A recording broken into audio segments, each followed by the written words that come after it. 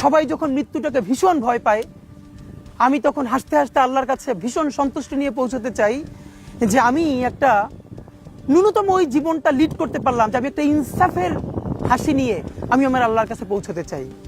সুতরাং আগামী 50 বছর বাঁচলাম, কোনো ইম্প্যাক্ট তৈরি হলো না আমারে দিয়ে, দেশের জন্য, রাষ্ট্রের জন্য, উম্মার জন্য, জাতির জন্য। কিন্তু আমি ধরেন 5 বছর বাঁচলাম, সেটার মধ্য দিয়ে যদি আগামী 50 বছরের ইম্প্যাক্ট তৈরি হয়, তাহলে অনেকদিন বেঁচে থাকায় কি সাফল্যের বলেন? শহীদ প্রেসিডেন্ট জিয়াউর রহমান কয়টা দিন বেঁচেছেন, কিন্তু ভাবেন আজকে পর্যন্ত উনি আমার অনুপ্রেরণা। হাঁটতে হাঁটতে আমার পা ফুলে যায়। আমি, আমার টিম সেদিনকে ব্যাগের মধ্যে জুতো নিয়ে তারপরে একটা শপিং মলে ঘুরছিলাম, মানে পা ফুলে গেছে, পা জুতোয় ঢুকাতে পারছিলাম না। তো জিয়াউর রহমানের একটা ওনার গল্প মনে পড়ছিল, যিনি মাইলকে মাইল যখন হাঁটতেন ওনার সাথে স্টাফদের পা ফুলে যেত, কিন্তু ওনার তো আর্মি ট্রেনিং আছে। তখন তাকে বলতো যে স্যার আপনার তো আর্মি ট্রেনিং, আমরা তো আর পারি না। এই জন্য ওনাকে মানুষ রাখাল রাজা বলতো। তা আমরাও সারা বাংলাদেশের 56,000 বর্গমাইলে হাঁটতে চাই, আমরা ইনসাফের চাষাবাদ করতে চাই, একটা স্বাধীন সার্বভৌমত্বের সততার বাংলাদেশ তৈরি করতে চাই। আল্লাহ যে কয়দিন হায়াতে রাখবেন এই লড়াইটা করব। যেদিন নিয়ে যাবেন আমি স্বপ্ন দেখে যেতে চাই, আমি আমাদের এমন টিম, আমি আমার সন্তানকে রেখে যেতে চাই, আমার মৃত্যুর পরে যেন এই লড়াই বন্ধ না হয়, এই লড়াই যেন বাংলাদেশে কিয়ামত পর্যন্ত জারি থাকে।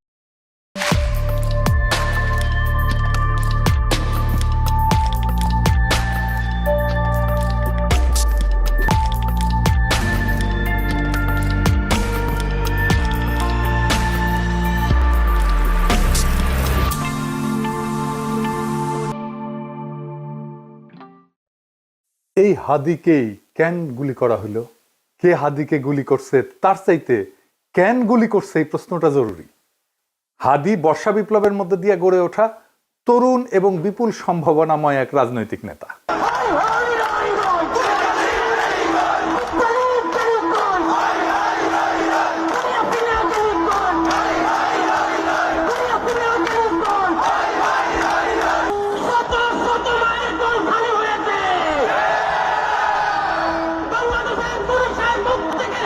অনেকে আওয়ামী লীগের দিকে আঙুল তুলতেছে। আওয়ামী লীগ অবশ্যই বর্ষা বিপ্লবের প্রধান শত্রু, কোনো সন্দেহ নাই, কিন্তু আওয়ামী লীগই কি একা বর্ষা বিপ্লবের একমাত্র শত্রু? না, রাজনৈতিক দলগুলো যারা হাসিনা বিরোধী লড়াই করছে তারাও তো বর্ষা বিপ্লবকে ধারণ করে না। সরকারের মধ্যে বিপ্লব বিরোধী ধান্দাবাজ অপদার্থ ধ্বজভঙ্গ লোকেরা ঢুকিছে একের পর এক। প্রফেসর ইউনূস নিজের বউয়ের ডাক্তাররা ঢুকাইছে মন্ত্রী পরিষদে, বন্ধুর পোলারে ঢুকাইছে, তার গ্রামীণ ব্যাংকের লেসপেন্সার সব ঢুকাইছে, পলিটিক্যাল পার্টিগুলো তাদের নিজেদের লোকদেরকে ঢুকাইছে, এবং বেশিরভাগই অপদার্থ। না আছে এদের ম্যানেজমেন্ট স্কিল, না আছে পলিটিক্যাল নলেজ, না আছে সদিচ্ছা, না আছে শরীরে জোর। আওয়ামী লীগ অস্ত্র কিনে সশস্ত্র যুদ্ধের ডাক দিছে, অস্ত্র কিনে যুদ্ধ করার কথা ঘোষণা দিছে, একবার না বারবার জেনেভায় যায় প্রকাশ্যে দিছে। দেখেন একের পর এক দেখান এইটা সেন। হোয়াটএভার ইট ইজ, আমাদের কথা হচ্ছে যে আমাদের এই সংগ্রাম লড়াই অব্যাহত রাখতে হবে, এই এদেরকে এখান থেকে উৎখাত করতে হবে। আর আমি সবসময় পার্সোনাল ক্যাপাসিটিতে একটা কথা বলি, সেটা হচ্ছে সশস্ত্র সংগ্রাম ইজ দ্য অ্যান্সার। হয়তোবা বাংলাদেশ আওয়ামী লীগ এই নীতিতে হয়তো এখনো যায়নি, কিন্তু ব্যক্তিগতভাবে আমার ক্যাপাসিটি হচ্ছে যে we have to take up arms এবং we have to resist ourselves, because আমাদেরকে খুন করছে, আমাদেরকে পাল্টা লড়াই অব্যাহত করতে হবে, এবং এটাই হচ্ছে আমাদের স্ট্যান্ড। আমার কাছে মনে হয় ব্যক্তিগতভাবে আমার স্ট্যান্ড। দেখেন আর একটা দেখান, অস্ত্র হাতে নেওয়া ছাড়া, গেরিলা যুদ্ধ ছাড়া এই রাজাকারদের বিরুদ্ধে জেতা যাবে না। আমি আবারও আপনাকে বলি যে সশস্ত্র সংগ্রাম, গেরিলা প্রস্তুতি, এগুলো আমাদের জন্য জরুরি এবং সেটা আমাদেরকে ভাবা শুরু করা উচিত। আমি মনে করি বাংলাদেশ আওয়ামী লীগের এসব পুতু রাজনীতি করার সুযোগ নাই। আমরা দেখব যদি ভালোই ভালোই কাজ হয় হবে, কিন্তু দেশ যদি এইভাবে পাকিস্তানের দিকে চলে যেতে থাকে, সশস্ত্র সংগ্রাম এবং আমাদেরকে এই গেরিলা সংগ্রাম বা আরেকটা মুক্তিযুদ্ধ ছাড়া আমাদের কোন রাস্তা নাই। এবার আর একটা দেখান, আমরা করতে হইলে এইখান থেকে পয়সা উঠান, আর যারা মন্ত্রী মিনিস্টার আসল বিদেশ তারাকে বলেন পয়সা দিবার জন্য, আমরাও পয়সা দিব। অস্ত্র কিনতে হবে, আমরা যুদ্ধ করতে হবে মাঠে।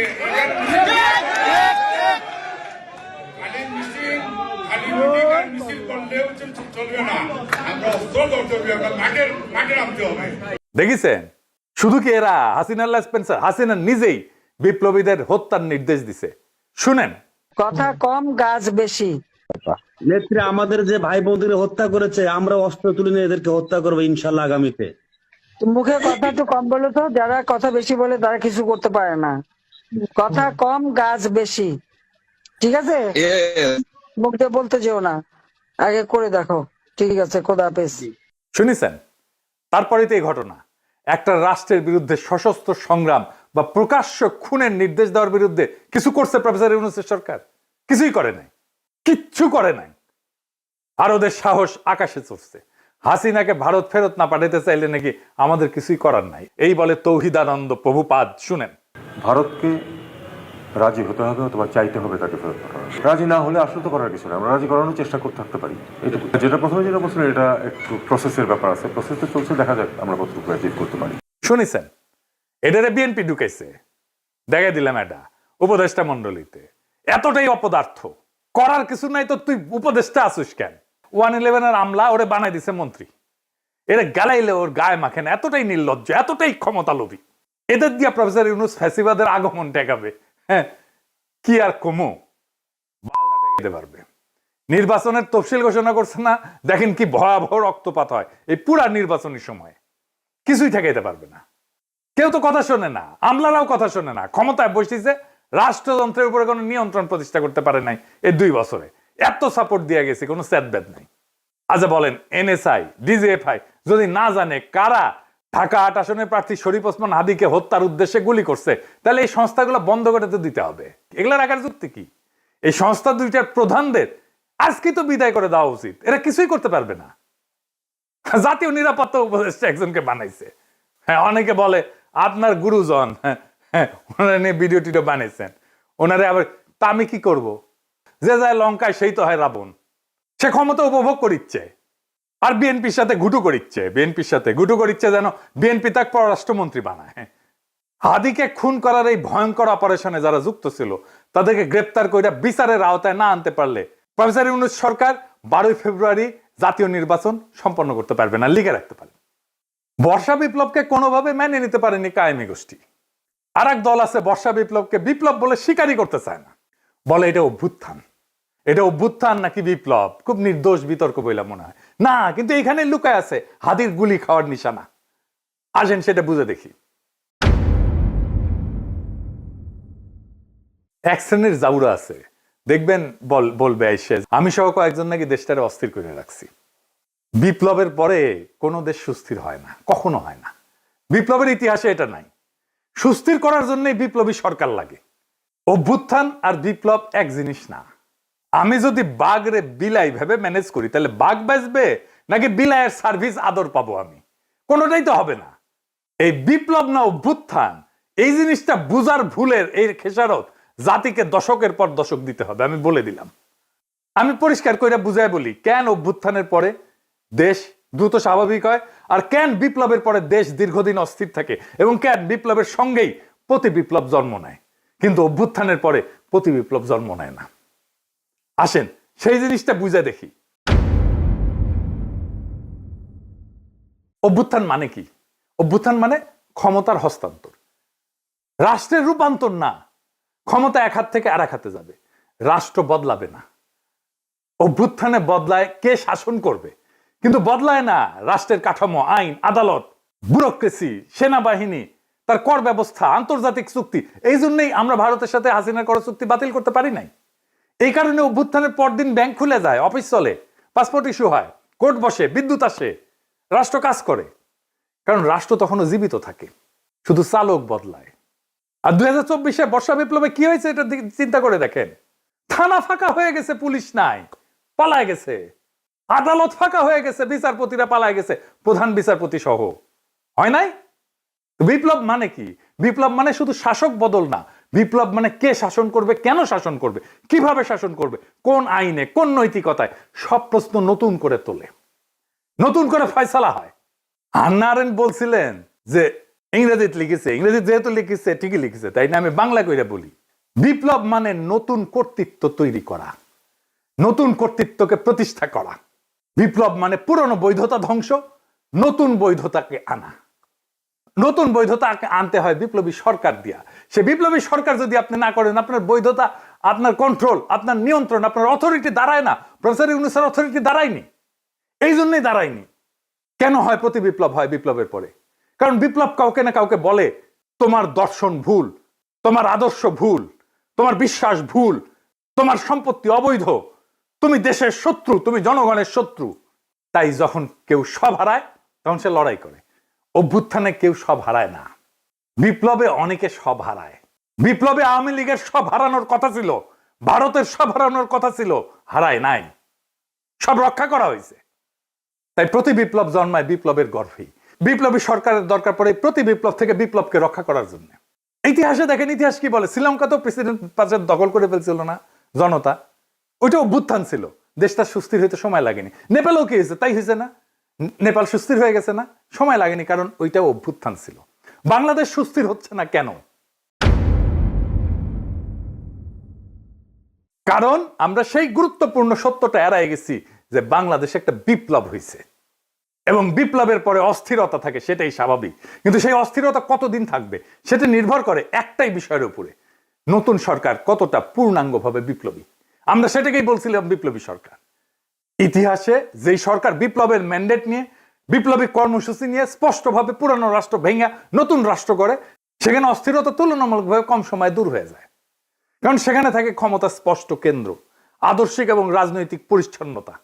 আর এইখানে না ঘরকা না ঘাটকা, বলে রাষ্ট্র সংস্কার করব, আর সব পুরানো কিছু সবকিছু রেখে দিচ্ছে। রাশিয়ায় 1917 সালে বিপ্লব হয়েছে, অস্থিরতা ছিল কিন্তু দ্রুত নিষ্পত্তি করে ফেলছিল বলশেভিকরা। অস্থিরতা দীর্ঘ হয়নি, যুদ্ধ ছিল কিন্তু দ্বিধা ছিল না। চীনেও কমিউনিস্ট সরকার পুরনো রাষ্ট্রের সঙ্গে আপোষ না করে নতুন রাষ্ট্র গড়ে তোলে। এইটাই বিপ্লবী চরিত্র, দ্রুত রাজনৈতিক স্থিতিশীলতা এনে দেয়। ভিয়েতনামও একই কথা। কর্তৃত্ব প্রতিষ্ঠা করতে হয় বিপ্লবী শক্তিকে। অন্যদিকে সরকার যেখানে না ঘরকা না ঘটকা, আধা বিপ্লবী, পুরানা এলিট আর নতুন শক্তির মধ্যে দোদুল্যমান, সেখানে অস্থিরতা লম্বা হয়। তাই হয়েছে প্রফেসর ইউনূসের সরকারে, পুরনো এলিট আর নতুন শক্তির একটা কোয়ালিশন হয়েছে। ফ্রান্সে বিপ্লব হয়েছে 1789 সালে। এরপরে দশক ধরে অস্থিরতা চলছে। মূল কারণ ছিল বিপ্লবের প্রশ্নে স্পষ্ট সিদ্ধান্তের অভাব। অর্থাৎ সমস্যাটা বিপ্লব না, সমস্যাটা হইল অসম্পূর্ণ বিপ্লব, বিপ্লবের পরে কর্তৃত্ব প্রতিষ্ঠা না করা। প্রফেসর ইউনূস কর্তৃত্ব প্রতিষ্ঠা করতে পারে নাই, আমাদের অনেক সাপোর্ট সত্ত্বেও। যত বেশি বিপ্লবী সরকার হয় তত দ্রুত ক্ষমতার প্রশ্ন মীমাংসিত হয়, তত দ্রুত দেশ স্থিতিশীল হয়। বিপ্লবকে যে থামায় দেয় যায় সরকার, অস্থিরতা তার পিছু ছাড়ে না, প্রফেসর ইউনূসেরও পিছু ছাড়বে না। কিন্তু বিপ্লব যে সম্পূর্ণ করে, স্থিতিশীলতার তার অনিবার্য ফল। আজকের অস্থিরতা, অরাজকতা সবকিছুর দায় ওই ছাত্রদের, যারা প্রফেসর ইউনূসের সরকার বানাইছে। এডিটর সাহেব, প্রফেসর ইউনূসের পেছনে ছাত্রদের ছবিটা দেখান, কারা কারা আছে। এই সব কয়টার দায়িত্ব এটা, এরাই প্রফেসর ইউনূসের সরকার বানাইছে। এই দায় নিতে হবে, ছাত্রদেরকে নিতে হবে, ওয়াকারকে নিতে হবে, রাজনৈতিক দলকে নিতে হবে, আসিফ নজরুলকে নিতে হবে, যারা এই সরকার গঠন করছে, সবার এটা দায়। এখন শেষ প্রশ্ন, কেন হাদি গুলি খায়, অন্য কেউ না? এর কারণ হাদি শুধু জুলাই বিপ্লবী না, হাদি একজন আপাদ মস্তক ভারতীয় আগ্রাসন বিরোধী। ভারতীয় আগ্রাসন বিরোধী হয়ে বাংলাদেশে বাইসা থাকাটা মুশকিল। প্রেসিডেন্ট হইলেও বাইসা থাকা যায় না। জিয়ারে মরতে হয়েছে না, ইলিয়াস আলীকে মরতে হয়েছে না, সালাউদ্দিন কাদের চৌধুরীকে মরতে হয়েছে না, জামাত নেতাদেরকে মরতে হয়েছে না, আবরারকে মরতে হয়েছে না, হাদিকে নিয়ে কম কুৎসা রটনা করা হয়েছে। দেখেন এই মালটাকে চিনতে পারেন কিনা দেখেন। জুলাই গণ অভ্যুত্থানে হাদির অবদান কি দেখতে হবে না? এই গণ অভ্যুত্থানের সময়ে, গণ অভ্যুত্থানের পরেও হাদি নামে কাকে মানুষ চিনত না। বাংলাদেশের সংকটে হাদিকে এদেশের মানুষ পায়নি। বাংলাদেশ যখন কাঁদছিল, বিপদে পড়েছিল, যখন রক্ত ঝরছিল, তখন হাদিরা সিনা টান টান করে দাঁড়ায়নি। তখন কিন্তু মির্জা আব্বাস ভাইরা দাঁড়িয়েছিল, তাদের হাজার হাজার কর্মীরা এখানে অবদান রেখেছে, লড়াই করেছে। শুনেছেন এই বাটপারকে বিএনপি কোলে তুলে রাখে। বিএনপি যা যা করতে পারে না, বলতে পারে না, এই বাটপারকে দিয়ে করায় আর বলায়। এটা বিএনপির মাস্তান, এটা বিএনপির ভার্চুয়াল মাস্তান। হাদিকে নাকি সে মাঠে দেখে নাই।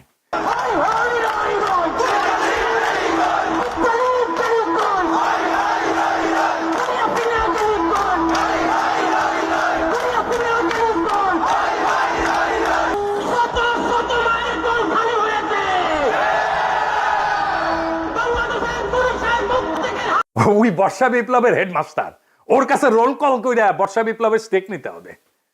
ওরে কিছু বললে বিএনপির বুদ্ধিজীবী ডাক্তার জাহেদ পর্যন্ত সেট করে ওঠে, কাইন্ডে শেষ হয়ে যায়। এই এপিসোড যখন রিলিজ হবে তখন হাদির ঠিক কি অবস্থা থাকবে আমি জানি না। এখনো পর্যন্ত হাদি ভালো আছে। হাদির কথায় আপনারা বারে বারে মৃত্যুর কথা আসতো, শহীদ মৃত্যুর কথা আসতো। আমরা তার এইরকম একটা কথা শুনেই এপিসোডটা শেষ করব। কিন্তু একটা কথা আপনাদেরকে স্পষ্ট করে বলে যেতে চাই, জুলাই বিপ্লবকে বিজয়ী করা ছাড়া আমাদের সামনে আর কোনো রাস্তা খোলা নাই। প্রফেসর ইউনূস বিপ্লবকে লক্ষ্যভ্রষ্ট করেছে। আমরা আবার সেই বিপ্লবকে সম্পন্ন করব, বিজয় করব। প্রয়োজনে আবার এক নদী রক্ত পাড়ি দেব, কিন্তু বিজয় নিয়ে ঘরে ফিরবো ইনশাল্লাহ। ইনকিলাব জিন্দাবাদ। মন খারাপ হয় যে আল্লাহ যদি আমাকে কোনোদিন নিয়েও যায়, তো এই যে ছেলে মেয়েগুলো, মানে আমি আল্লাহর কাছে সবসময় দোয়া করি। আপনি জানেন যে আমার আল্লাহ একটা সন্তান দিছে, 3 মাস ওর বয়স। আমার বাচ্চাটা তো আমি 3 মাসে 30 মিনিটও কোলে নিতে পারি নাই। তো আমার ওয়াইফ খুব মাঝে মধ্যে আর কি মজা করে বাচ্চারে বলে যে ইনকিলাব মঞ্চের মুখপাত্র তোমার সাথে দেখা করতে আসছে। তো আমার এই প্রথম মনে হলো কি যে আমি ভাইয়ারে বলি, ভাইয়া আল্লাহ যদি আমাকে নিয়ে যায়, আমার বাচ্চাটার দিকে একটু খেয়াল রাখেন। তো এই কথাটা আমি বলতে পারিনি।